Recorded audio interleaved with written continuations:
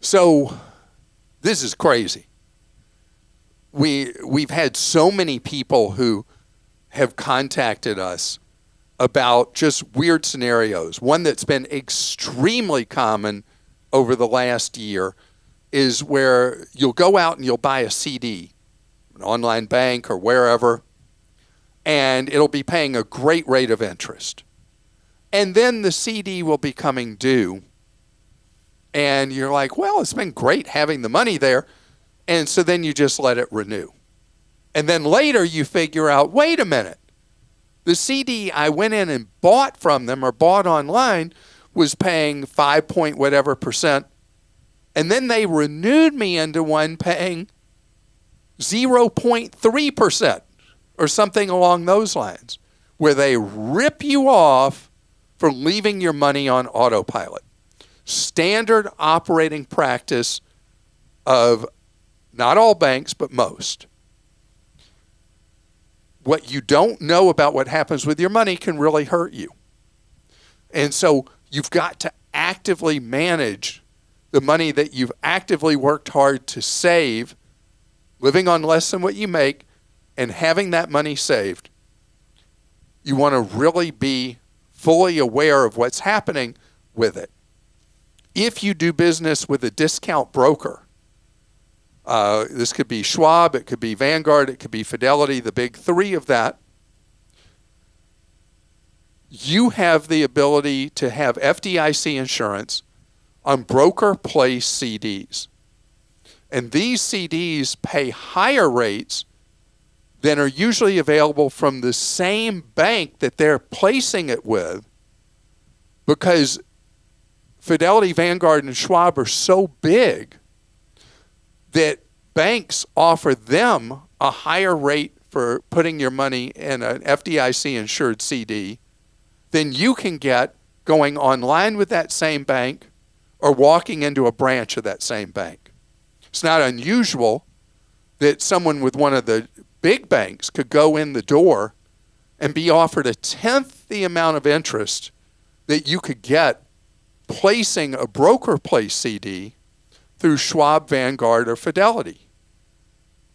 Again, this is an area where being passive with your cash will burn you. Being active and engaged and knowing what's available makes a big difference.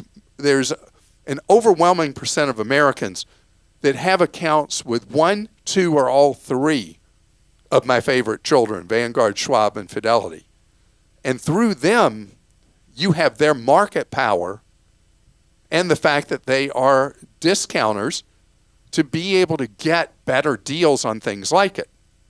By comparison, if you've listened or watched me for a long time, you know I'm always talking trash about bank-affiliated brokerages and full commission brokerages, which are kind of the same thing, but there are some independents. Well, Barron's wrote a big story 2 weeks ago about how Morgan Stanley, one of the big full commission brokers, has been, these are my words, not theirs, been cheating customers by, with their idle cash, paying them 1/100th of 1% at a time that idle cash is earning 4 to 5 or so percent. 1/100th of 1%. And so they're getting sued about that for cheating people on their savings. Again, cheating is my word, not Barron's word. Barron's wrote it much more journalistically. In fact, I'll read the sentence. Morgan Stanley is being sued for allegedly breaching its fiduciary duty because it pays an interest rate of as little as 0.01%, which is 1/100th of 1%. I just want you to know this. When you have your money with a bank-affiliated brokerage or with a full commission brokerage, you face a potential twofer.